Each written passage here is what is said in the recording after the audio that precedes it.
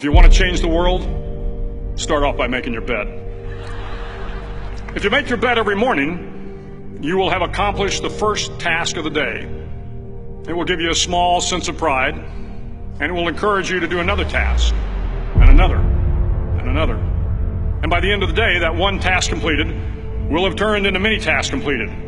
Making your bed will also reinforce the fact that the little things in life matter.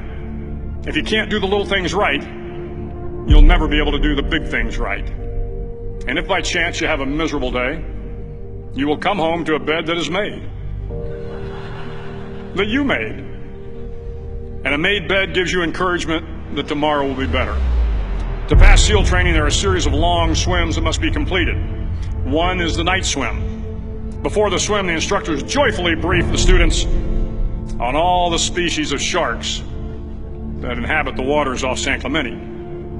They assure you, however, that no student has ever been eaten by a shark, at least not that they can remember.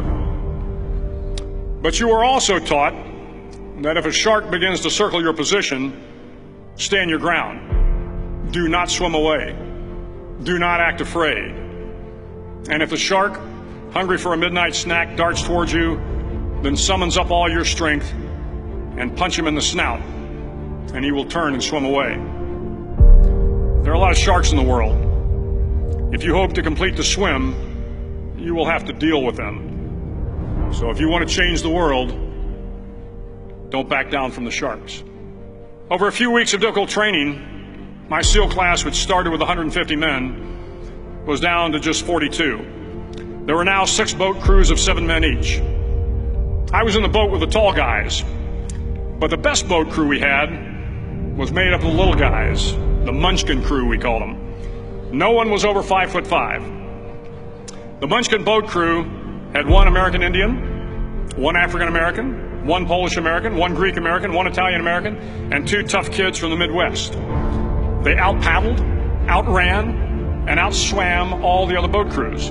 The big men in the other boat crews would always make good-natured fun of the tiny little flippers the Munchkins put on their tiny little feet prior to every swim.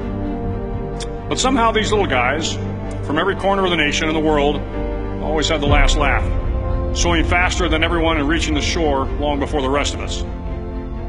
SEAL training was a great equalizer. Nothing mattered but your will to succeed, not your color, not your ethnic background, not your education, not your social status. If you want to change the world, measure a person by the size of their heart, not by the size of their flippers. The 9th week of training is referred to as Hell Week. It is 6 days of no sleep, constant physical and mental harassment, and 1 special day at the Mud Flats.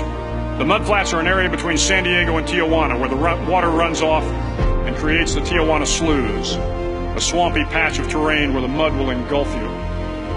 It is on Wednesday of Hell Week that you paddle down to the Mud Flats and spend the next 15 hours trying to survive this freezing cold, the howling wind, and the incessant pressure to quit from the instructors. As the sun began to set that Wednesday evening, my training class, having committed some egregious infraction to rules, was ordered into the mud. The mud consumed each man till there was nothing visible but our heads. The instructors told us we could leave the mud if only 5 men would quit. Only 5 men, just 5 men, and we could get out of the oppressive cold. Looking around the mud flat, it was apparent that some students were about to give up. It was still over 8 hours till the sun came up. 8 more hours of bone-chilling cold. The chattering teeth and the shivering moans of the trainees were so loud, it was hard to hear anything. And then one voice began to echo through the night. One voice raised in song. The song was terribly out of tune, but sung with great enthusiasm. One voice became 2, and 2 became 3, and before long, everyone in the class was singing. The instructors threatened us with more time in the mud if we kept up the singing, but the singing persisted, and somehow the mud seemed a little warmer, and the wind a little tamer, and the dawn not so far away. If I have learned anything in my time traveling the world, it is the power of hope. The power of one person, a Washington, a Lincoln, King, Mandela, and even a young girl from Pakistan, Malala. One person can change the world by giving people hope. So if you want to change the world, start each day with a task completed. Find someone to help you through life. Respect everyone. Know that life is not fair and that you will fail often. But if you take some risks, step up when the times are the toughest, face down the bullies, lift up the downtrodden, and never, ever give up. If you do these things, the next generation and the generations that follow will live in a world far better than the one we have today. And what started here will indeed have changed the world for the better.